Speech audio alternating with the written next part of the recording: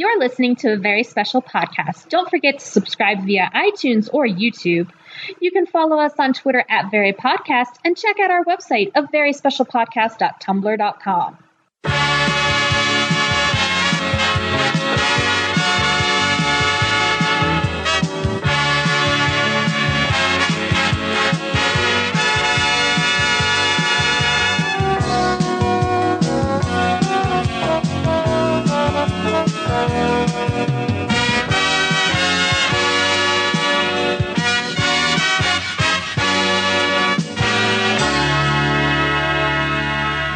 Welcome back to a very special podcast, everybody. This is the podcast in which we watch all of your favorite television series from yesteryear, and then we discuss them over a glass of wine.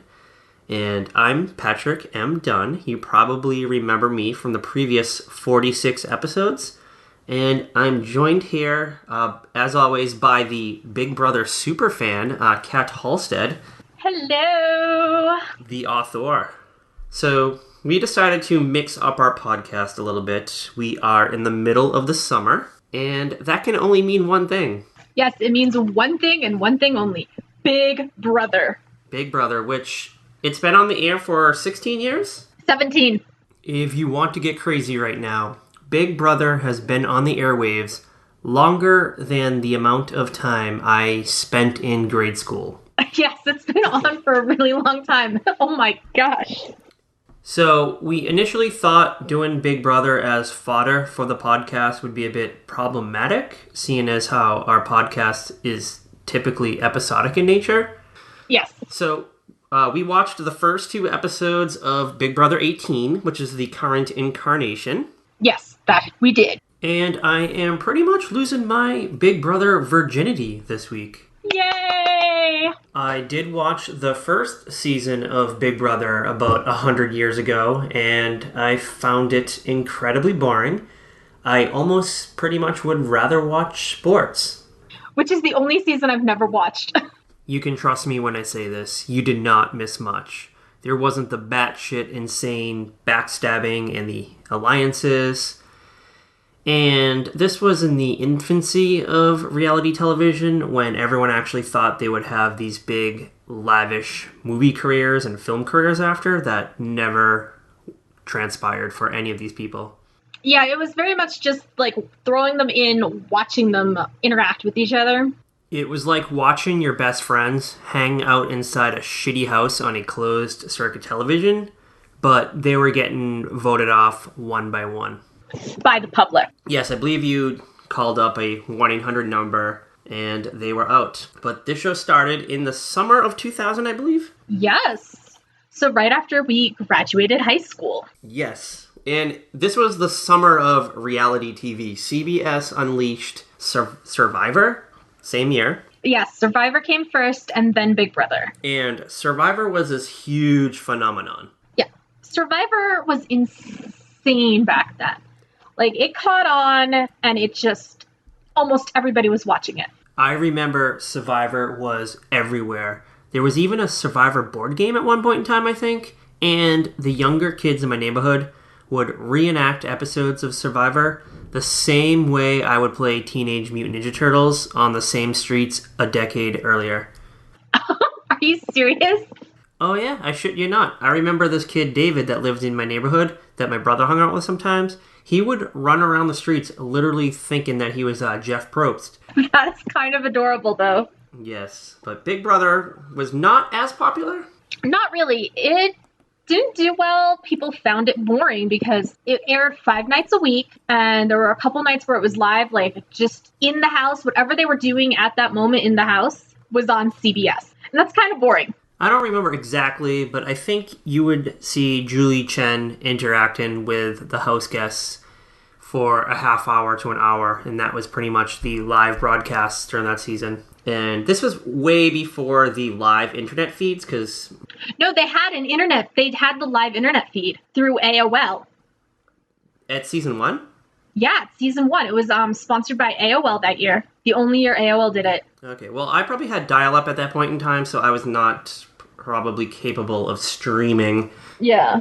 Well, I was not savvy enough in the summer of 2000 to seek out internet live feeds via AOL, so I just strictly stuck with the television version of it, and I even think it was in danger of cancellation at some point. Yeah, it was almost in danger of being canceled, but they decided to retool it. Les Moonves didn't want to put the Chen bot out of a job. And change it up a little bit for season 2, and that's the season that I started watching. I think the consensus was that the second season was a little bit more exciting, but it still took a couple of seasons for it to kind of hit its peak popularity. Yeah, it took a couple years. It's been like this slow burn kind of thing, where each year it gets more and more popular because more people discover it. Like myself, who was pretty much forced to watch it for podcasting purposes only. And there's more ways to discover it now because the internet's more popular now. So you can get the live feeds easier. And the internet's faster now, so you can get the live feeds and sit there and just watch these fools all day long. And there's the all-day color commentary provided by Twitter and Facebook. People are always chatting about it. Oh, yes. There's like Facebook groups, there's Twitter groups, there's websites. There are websites where there's people transcribing down everything these house guests say. And then it's like, so you can go, say you're at work for 8 hours, you come back, you're like, okay, what did I miss in the house? You can go to your like favorite website and just read what happened. There are some unpaid angels out there, Big Brother angels out there, transcribing the entire series for us. Yes, it is crazy. As these shocking events unfold. Mm-hmm. So, Big Brother is also, it's actually international series. Yes, it is. It started in Holland. And it kind of, now pretty much pretty much everywhere. There's actually, Canada just a few years ago got their own version. Mexico just got their own version like 2 years ago. Or no, Telemundo just did their own version too, I think. Just like Pitbull, Big Brother is getting international love. There's some countries that have had it, canceled it, brought it back, canceled it again, like Australia did. So yes, and the American version of this show, I don't know if the other countries like this, it's batshit insane. they're kind of all insane on their own levels, but the American version is very cutthroat because of our rules. Our rules are different than almost all the other countries. The only other country that's really similar is Canada. And that's because they get our version every summer. So they're used to our style of Big Brother more than, say, the UK or Australia or France or somewhere else. So you have 24-hour live feeds available online, and then it's edited for television to air a few nights a week. And you mostly just see these little games performed amongst the house guests. The competitions. Yeah, exactly. So you get these crazy-ass survival competitions where the house guests have to build sandcastles and balance themselves on this unstable platform while climbing fake palm trees. And they have to grab coconuts to build some kind of sign. An SOS. So it seems to me like it probably takes all afternoon to conduct these competitions. And they're probably mostly non-eventful, but the editors tighten it up in post, and they just create this illusion of high-intensity drama. Mm-hmm. And from what I gathered, they flipped the switch this year on the house guests, and they decided to put them in teams of 4. Yeah, so they've done this sort of team thing a couple times before, but they did it one year where they were in cliques. So, like, if you were kind of more like the jock type, you were in the jock group, or if you were a pup, and everybody was divided into a different clique. So, if one of the members of your team was HOH, you were safe. And HOH is head of household for new listeners out there? Yes, head of household. They hold the most power for the week. So you get your own bedroom? Yeah, you get your own bedroom. You'll get, like, a basket of snacks, a fridge full of, well, your favorite beer or wine, because they don't really give them hard alcohol in the house. Which is probably a good thing not to mix hard liquor and television, only because I've seen what it's done to the podcast. But I guess if you're HOH, you also have immunity from being evicted that particular week? Yeah, you're safe from eviction because you get the power to nominate 2 people for eviction, which is nice. Yes, and that's where a lot of the backstabbing and alliances are formed and broken. And oh yes, the best part is when you get the person who's head of household for 1 week. You only have the power 1 week, and the power goes to their head, and they're just like convinced they're going to run the rest of the game. But then somebody else on totally different alliance gets power the next week, and you watch that person just crash and burn. I love how everyone just kind of talks about their strategy and their plan for winning this game, because you win 500 Gs, right? Yeah, you win $500,000. Is the ultimate prize. You have to get all the way to the end, and every week you lose a guest, unfortunately. Yeah. You lose every week. They vote somebody out, send them on their way, and you just better hope that the people who are in jury, you handle that goodbye message well with them. All right, so in the first 2 episodes, we met the house guests. Shall we go through the house guests, and then we can kind of get into... Yes, let's go through the house guests. All right, there's so many of them, so I'm probably not going to... I have my notes here. Some of them, these people look similar to me, so I get kind of confused. But we'll get through them as best as we can. If I'm missing anybody, just speak up. I will try, because I've been watching the live feed, so I have a better idea who everybody is, but even then I'm still like, I think that's who that is. So I'll let you start. You can drop the first house guest. Well, let's start with the veterans, because I actually know who all 4 of them are. Okay, so the twist this year is, so you have 12 new house guests. Yes. And they came into the house, and Chen popped on the screen, and she announced that there was going to be 4 returning house guests from previous seasons. The first stowaway, as Julie called it, is Nicole from Big Brother 15. She was one of the fan favorites. She is from Michigan, and she is a nurse, which terrifies you for some reason. I don't know. I mean, no offense to Nicole. She seems like a sweetheart in real life, but whenever they cut to her confessional scenes and she opens her mouth and then it just flashes on the bottom of the screen that she is an ER nurse, it just frightens the shit out of me for some reason. Like, I am just imagining myself being in some kind of horrible car accident in Michigan or wherever it was that she's from, and she is the nurse who's tending to me. But I don't know. I guess maybe TV brings out the worst in her? Who knows? But the more we got to spend with her and we learned that she becomes the head of household, I was very relieved for her, only because she was so worried about leaving the house. Yeah, and that would have been her 3rd time evicted. So Nicole was evicted from the Big Brother 15 house twice? Yes, she did. So what, they have like a return clause? Yeah, they had a competition for 4 jury members to come back. Like, one of them would get to come back, and she won that, so she got to come back, and then she got evicted the next week by the same people who evicted her the first time. So let me get this straight. So when you are evicted from the Big Brother house, you are then sent off to the jury room, which is some kind of sequestered room that is away from television cameras. You go to the jury house, which is usually like a nice house with a pool and no cameras, but you have handlers there, so you can't really talk about the game unless the cameras are there. So it's kind of like an extended vacation? Yeah, you get to chill there for about 2 months, maybe. A month and a half. And then you come back at the end and I guess vote on who's the winner of Big Brother? Yeah, because they've sequestered the jury since season 4, because they used to go home and watch the show, and during season 3, the house guests were kind of really bitter towards Danielle's diary rooms, and that is the reason why a lot of them did not vote for her to win, and they voted for Lisa instead, which is considered, why did Lisa win when it should have been Danielle? So when the evictees go to the jury room, they are not allowed... Do they get to watch the show?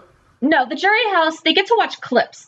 So whoever comes that week will have like a DVD of what happened, like of the competitions and the ceremonies, but there won't have any diary rooms or like the other stuff, the filler from the show. Okay. So they'll just see like, okay, this is what happened between so-and-so during the OTEP competition. or whoa, that kind of thing. So they want the jury to base it on the way they play the game and not necessarily their personal thoughts. Yeah. And if you're smart, you know how to handle the jury. And if you send one person to the jury who's really good at talking and convincing people, who will convince the others to vote for you at the end compared to whoever else you're with, you are golden. Okay, so I think it's now starting to make sense to me because I was trying to figure out Nicole's strategy for selecting her nominations to have kicked off that week.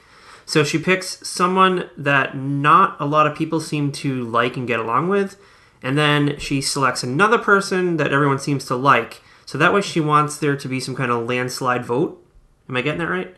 Yes. So Nicole selects Polly the DJ for nominee to be evicted. He's one of the guys that everyone seems to like. And then she also selects Josiah or Jose. How do you say his name? Jose, the celebrity makeup artist. Ugh, that makes him sound worse than he already is. He is so ridiculous on the feeds. I refuse to watch him. He pops up on the feeds. I go to the other screens. So there's like 5 or 6 cameras that you can watch throughout the day. There's there's 4 feeds, but usually it's split between 2 cameras will be on one room and 2 will be on another. So say you're watching James and Frank and somebody like talking in one bedroom. You could also have another camera in the kitchen where like Corey and Tiffany are talking or something. Okay, and I love on the broadcast when they do some of the cut scenes, you just get a vision of the camera and the room turning. Yeah. And it's always I feel like they just do that just because it's a Sony camera and they probably just have to get that Sony name out there. Yeah, pretty much. And they have to remind you that there's cameras all over the place. Yes, there are cameras covering every nook and cranny. Yeah, they have cameras mounted up on the wall, but then also if you notice in the house that there's mirrors all over the place, and they're like the one-way mirror kind of thing where the camera's on a track behind the wall, and there's a camera guy back there. So there's not an actual camera operator in the house itself. No, they do not. They almost never see anybody else except for who lives in the house. They occasionally get the voice of Big Brother, who's just some kind of producer that occasionally talks to the cast members. Yeah, they get the voice of Big Brother. Like, there will be recorded messages that'll be either, it'll usually be like, James, stop that. Or, Frank, please go to the diary room. Okay, and you probably hear those more on the feeds than you actually see on the live show. Oh, yes. You almost never hear those on the show. You almost never hear that stuff on the show unless there's like, they're making a point about something with the voice. All right. So another returning member of this season was James. Yes, James. James is another one of my favorites. He seems like a wisecracker, kind of like a funny guy. Yeah, he's a total prankster. He will pull pranks on anybody and everybody. Like, you need to go on YouTube later and look up some of James's pranks from last year. Like, he'll sneak into people's beds and wait for them to come into bed and scare the hell out of them. Yes, I believe in this episode, Nicole is taking a shower, and he pretends to be Polly, is it? Or another character? He was pretending to be Victor. Oh, Victor, okay. Victor was the guy who works at a gym, the gym owner, and he loves to take off his shirt and is super stoked to live with hot chicks. Yes. That's pretty much all there is to Victor. Oh, and he streaked the other night. Oh, did he? Yes. There's Victor, Corey, and Polly. Yes.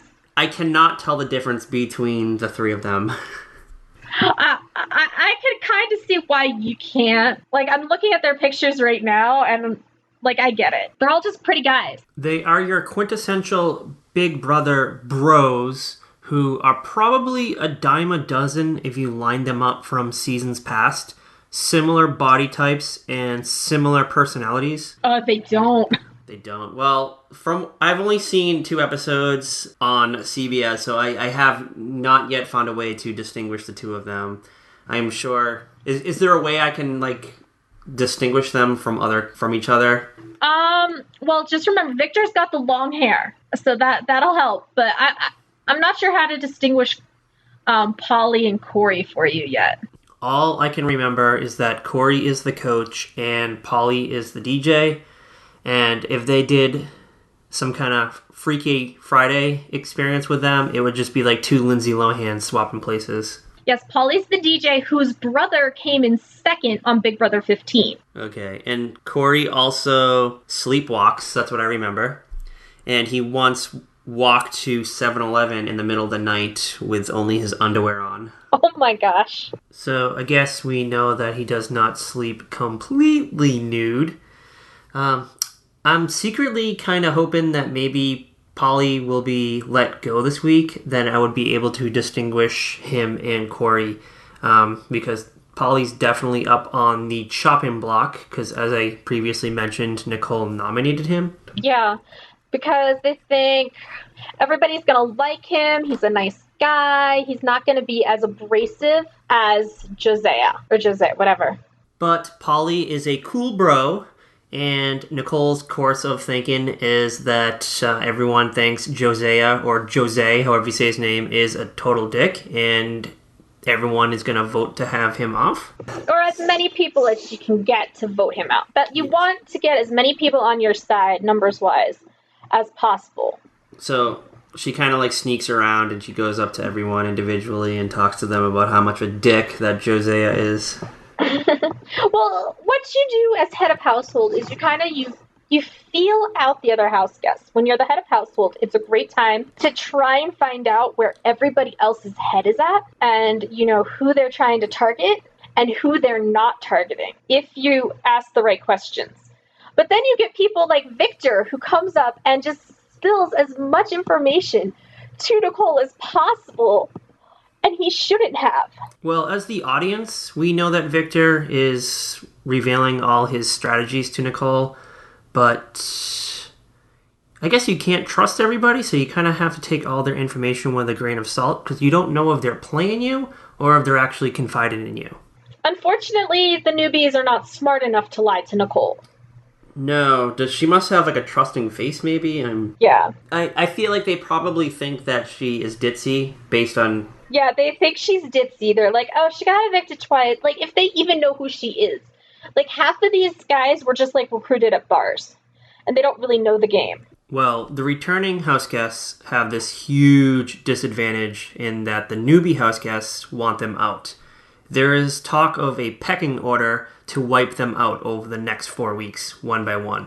Oh, yeah, that's how it works pretty much anytime you mix the two. Is if you bring in newbies and vets, the vets are going to want to dominate, and they probably will dominate because they've had a little bit of practice at this before, while the newbies are like still trying to figure out what they're doing, but they got the added pressure of dealing with these veterans, because that's what happened in season 13.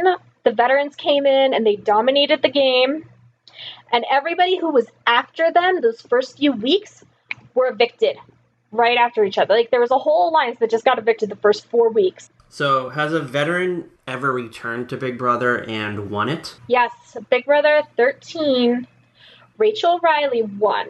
It was her second season. She had played during Big Brother 12, and she is a larger-than-life character you either love or you either hate, and she came back the second season and won. So she obviously lost her first season. I imagine they don't bring back the winner? Yes, she lost. She lost bad. She was usually the target her season. So do they ever bring back the winner, or is it just people who have been evicted? They have brought back winners. For Big Brother All-Stars, they brought back Will Kirby, who won season 2. Trying to think. I don't think they brought back any other winners, though, that season. No, not in season 7, they didn't. But then they also brought in, for season 14, they brought back Boogie, who won All-Stars. And that was his third season playing. Interesting. So who else do we have returning to the Big Brother household this year? Our other returnee, we have Frank, who played in season 14 with Boogie. And he was always the target. Everybody hated Frank. I always said he had a punchable face. I can totally see that, by the way. He was just like that kind of guy everybody just, like, you either love or hate. So what is the general consensus of Frank? How does the Big Brother fandom feel of Frank returning to the show? You know what? Right now, he's like, there's a lot of people who are like, wow, Frank's really grown up. He's really matured. He's not as much of a dick as he was the last time. So we're kind of giving him a chance. We're going to see how he does. How far do we think Frank will go? Frank will probably go far, yeah. Is he kind of like the wild card? I wouldn't call him the wild card. I think out of the veterans, Dave Vaughn's the wild card. Perfect segue for Dave Vaughn. She is your resident sassy black lady, but she is fearful of the newbies, and she starts this Mother Teresa-like journey to win a few of them over. Well, of course, you want to win them over, because especially when they outnumber you. But the thing with Dave Vaughn is she can be a bit abrasive. She can be a bit of a know-it-all, and she only made it to week 2 last year, so nobody understands why she got brought back. I don't know. Maybe they wanted to see if she would do better off for the second go-around? Yeah, they probably wanted to see if she could do better. She was a little abrasive in the diary room the first couple episodes. It was a little like, oh my god, lady, do not blow up your game already. Well, one thing that Dave Vaughn did pick up on pretty much right away was the other house guest, Tiffany. She did realize that Tiffany is the sister of someone who was a house guest last year? Yes, her sister Vanessa made it to 3rd place last year. And Tiffany was harboring the secret, pretty much. Every time they showed her... Yeah, Tiffany still is kind of keeping it a secret on the feeds. Only like half the house knows, and the ones that know are basically the veterans, Polly, and like 2 other people. 1 or 2 other people. Like Corey, maybe. So Tiffany went into the Big Brother house knowing that her sister was on the series last year, and I guess she didn't not want to tell everyone right away, but she was struggling to keep this secret. Oh, yeah. It's still a foreign concept to me, so it was tough to understand this false sense of drama, but I think someone other than Dave Vaughn suspected Tiffany was harboring a horrible secret from the group. I think it was Michelle. Michelle asked her, she flat out lied, but Dave Vaughn knew, and Dave Vaughn and Tiffany kind of shared a moment in one of the bedrooms, and Tiffany revealed her secret to Dave Vaughn, and Dave Vaughn was like, "Girl, I knew." It's like you look just like her, except darker hair. She really does look just like her sister. She has the same voice, the same speaking syntax. It's creepy. So Vanessa and Dave Vaughn were on the same season? Yes. Vanessa, James, and Dave Vaughn were all on the same season. Okay, so that's probably why Dave Vaughn probably picked up on it. Oh, yeah. Dave Vaughn is I will give her this, she's very astute. Not astute. She can pick up on what somebody looks like compared to somebody else very easily. Because last year there was a set of twins in the house, and they weren't exactly identical. There was just like little differences. And Dave Vaughn picked up on that. Nobody else noticed but Dave Vaughn. Can we talk about Bronte for a moment? Okay, what do you want to talk about Bronte? Alright, so Bronte is the aspiring mathematician. Oh my god, Bronte is a train wreck. And her whole strategy is that she's going to use her math skills to dominate this season. And I am dying to know how that works, because I feel like the power of numbers does not work well in this scenario. In her pre-show interviews, she couldn't do 9 times 9. Yes, I was going to bring that up. So the interviewer acknowledges that she is a mathematician, and he jokingly asks her what 9 times 9 is, and she just gives this deer in headlights look. No, not at all. She's awful, and she's got that like weird voice that just hits your ears the wrong way.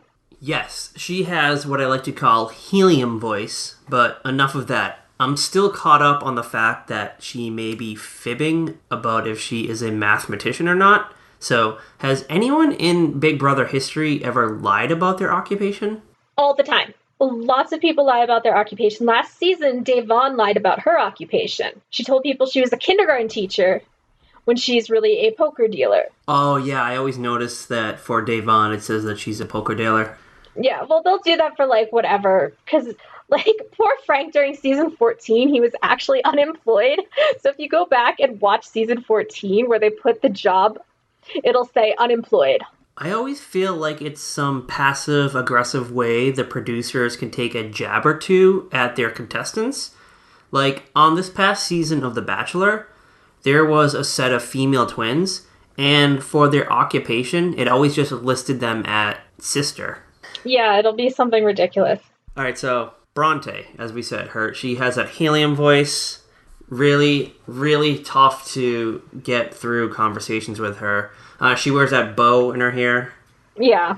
Yes, so Bronte, she has the aforementioned helium voice, really grating on your eardrums, but she also wore that bow in her hair, which, is it some kind of transmitter and someone is feeding her the answers to math questions? I don't know. She said the other day on the feeds that her parents changed her name like 3 times. Like, I guess originally her name was Brittany, then they changed it to Alaska. And then when she was a year old, they finally decided on Bronte. And then she couldn't even name the Bronte sisters, who she's named after. I feel like there is more than meets the eye when it comes to Bronte. I don't trust her. Because I feel like she's lying not just to the house guests, but to us. And there's no reason to lie to us. One unrelated Big Brother question. What does a mathematician actually do? I have no idea. We should tweet Danica McKellar and ask her, because she is one. She's a mathematician. I believe she is. I think you just become a math teacher. Yeah, I think that's basically what you do. Is you become a math teacher, or you work in like finance or something. You crunch numbers all day. Yeah. Solve financial crises and make America great again. Exactly. Like, I don't even know. I can't even imagine doing that. So if we have any mathematician listeners out there, tweet us at Very Podcast and explain your job to us. Yes, please. We are dying to know, because we are not that smart. No, we are not. We just watch television for a living, and it's an unpaid living. Yes, an unpaid living. All right, so moving along, I wanted to bring up the other Paul, Paul the bearded guy. Yes, Paul the bearded guy who is covered in tattoos. He's covered in tattoos. He has a beard. He's from LA, I think. Yeah, he's from like LA area. He likes music. Yeah, he likes music. He owns a clothing company. It's like a t-shirt design. Like he designs t-shirts or something. I just love how his job description says clothing designer, but that's as far as the description goes. Like you said, it could just be printing t-shirts. I think he does have like a retail shop. I think they showed his retail shop, but seriously, I've designed t-shirts for a living. It's not complicated. It's not that complicated, yeah.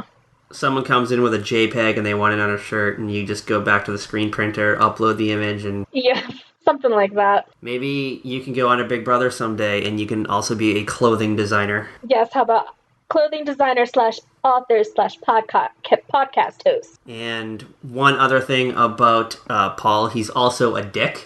Yes! Oh my god, he's awful. They're all awful. Oh my...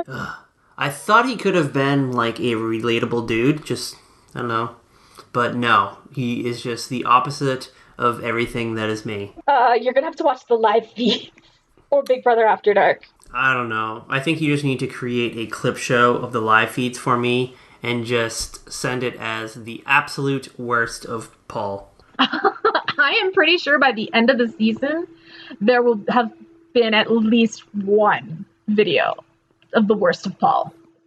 Because there literally are people who will go and make videos of all the rotten things you say on the live feeds and compile them as like evidence that you're such a bad person and deserve to be fired from your like real life job. So the fandom is pretty toxic. Yes. I can see this show having a huge hate watch following.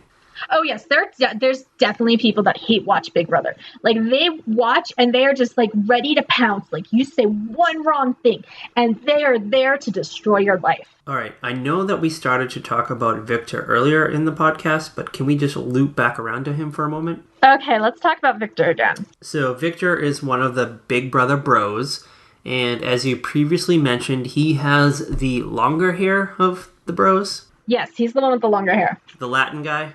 Mm-hmm. He reminds me of Latin Dracula.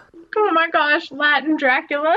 When Julie came onto the screen and announced this year's twists, I kept waiting for her to reveal to the other house guests that there was a vampire amongst them. I'm gonna start calling him Latin Dracula in my tweets. Now that you're all confined in the walls of the unescapable Big Brother compound, there is a bloodsucker amongst you. And the last human left alive will go home $500,000 richer. Which was the vampire? Who do you need to wear the garlic around? Which one of the houseguests sleeps in the latest?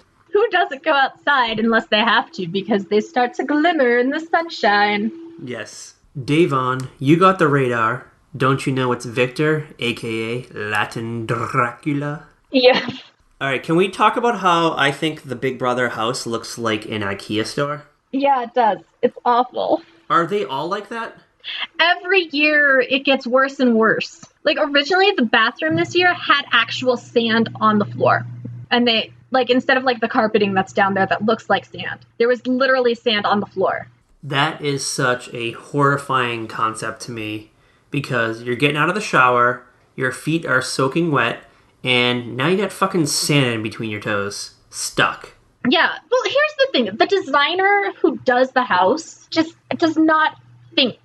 Because they keep doing these designs. Like the last few years, the designs just get worse and worse. And less functional for some of these rooms. It's like, why would you do that? Like, come on. One year they had beds that were shaped like this weird cloud thing. Like, come on. One grown person can barely lay on that. Come on now, people. Do you think there is a nearby amusement park that closed down in LA and there is a surplus of bumper cars that they can convert into beds? Yeah, they just go... This guy totally just goes and gets, like, random crap. And is like, okay, what can I use for the Big Brother house? Yeah, it's obviously a straight man who designed the Big Brother house this season. What's the theme? Like, I feel we had this theme basically 2 or 3 years ago. It's like airport theme. It's like, we did that already. Do something. Make it look like an actual house for once. Is there a theme? Yeah, it's supposed to be around the world. That's why one of the bedrooms has the London theme.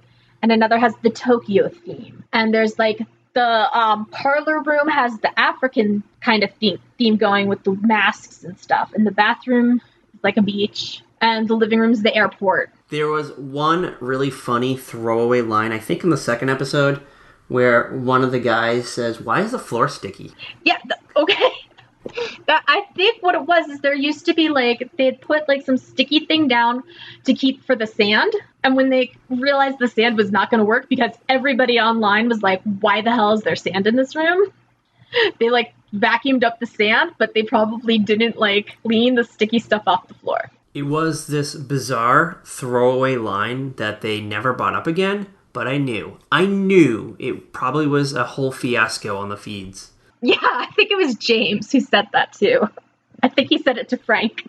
I was so concerned with the safety of their feet. You know how I feel about feet. Oh my, the bathroom floor was sticky.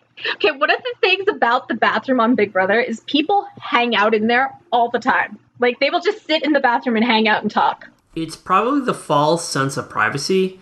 Like, you can go in there, close a door, and strategize with another house guest.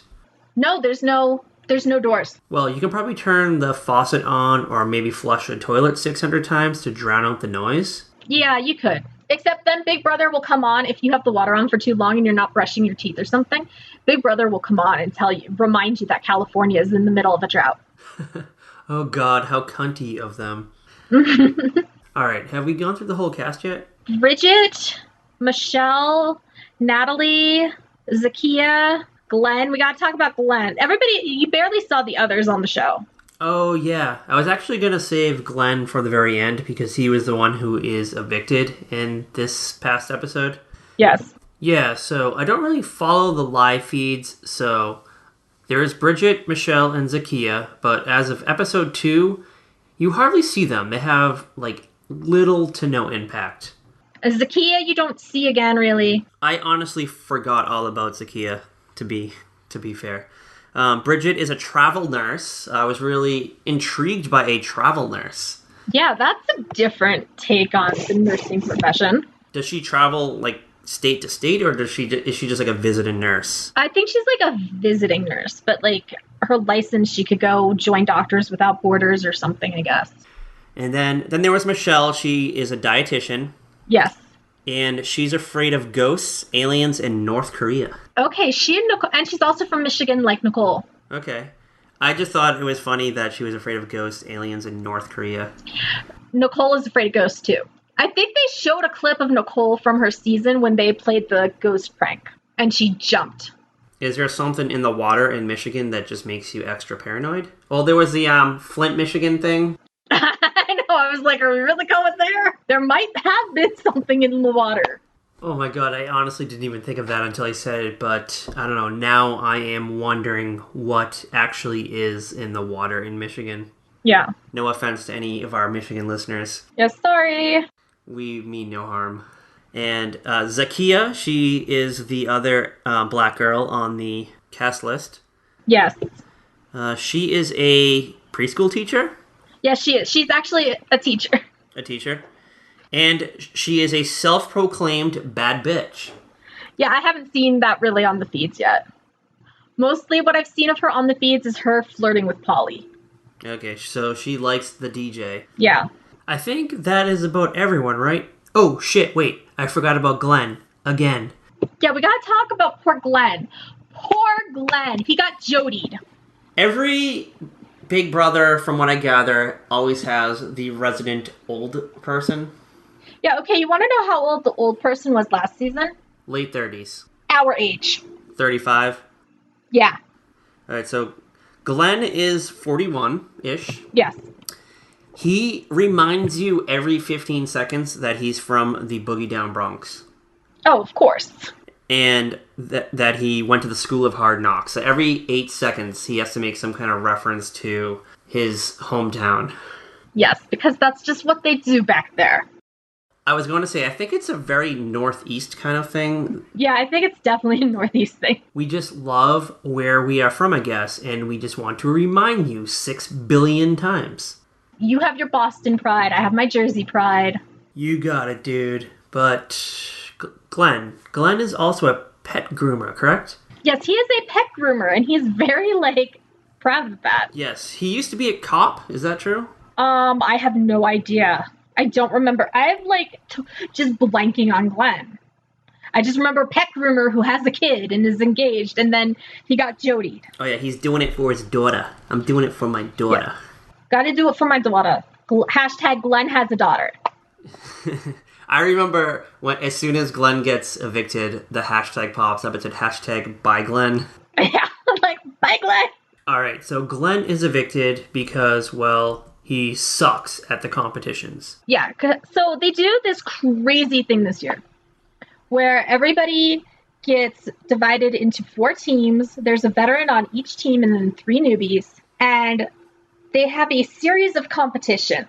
So it gets whittled down team by team, and when you get to the final team, they have to compete with each other, and whoever loses is out. So Glenn is out of here. It was so complicated. It was ridiculous. It was one of the most ridiculous things I've ever watched on Big Brother, the way this played out. Glenn loses, and they immediately evict him. I think he hugs it out with a few of the house guests, but that's it. There's no wrap-up with him or a confessional. He got a couple hugs, and then it's bye. He didn't even get an interview with Julie. From what I've understood, the evictees always get some kind of wrap-up with Julie Chen. Yeah, even Jody got an interview with Julie. It was just ageism at its worst right here. Glenn is now off the show, and now all the sexy 21-year-olds can frolic half-naked through the Big Brother house. Well, no. Well, actually, there's a theory that he's sequestered right now, that he might be brought back. Or someone from the first, evicted bunch will get brought back. Oh, okay. So this is a twist that may or may not happen. It's just kind of speculation. Yeah, because we don't know, because nobody's singling out on social media or anything. So we're just kind of believing, based on the way past seasons have gone. It's about time we do a pre-jury buyback. All right, so to kind of wrap things up, can we talk about the team names that they selected? Oh my god, these team names. Okay, I don't even understand why they made them pick team names. That was so stupid. So after Julie breaks them down into teams, they are assigned with their first task of coming up with a team name. And it quickly morphs into the most awkward 5 minutes of television history ever. So the first team we should talk about is Team Freakazoid. Yes, which is Nicole, Corey, Tiffany, and Glenn, I believe. The only saving grace of this moment was getting to hear Julie Chen say Freakazoid on national television. It's up there with Quack Pack. And then you also have Big Sister, which... Yeah, Big Sister, which is Davon, Paul, Zakiya, and Josiah. An obvious play on Big Brother. Yes. Then you have Category 4. Yes, Frank, Michelle, Polly, and Bridget. Which I guess it's supposed to be like a hurricane because they are the strongest hurricane force out there, and they're just going to win the fuck out of this game. That's what they think, yeah. What is the name of the final team? The final team name is Team Unicorn. It's James, Natalie, Victor, and Bronte. I just don't even know. And I think this is an excellent time to wrap this up because I have no further comments on that team name.